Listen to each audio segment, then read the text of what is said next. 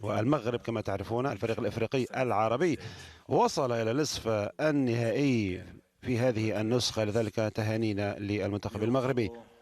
أعتقد أن المغرب لعبت على نحو استثنائي ولاقت نجاحا باهرا،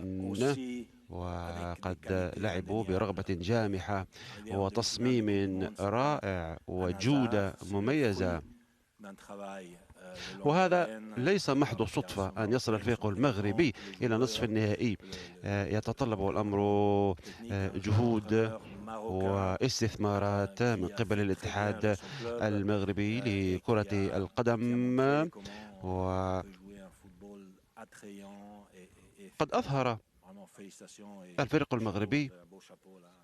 إمكانية اللعب بجمال، ولذلك أرفع قبعتي للمنتخب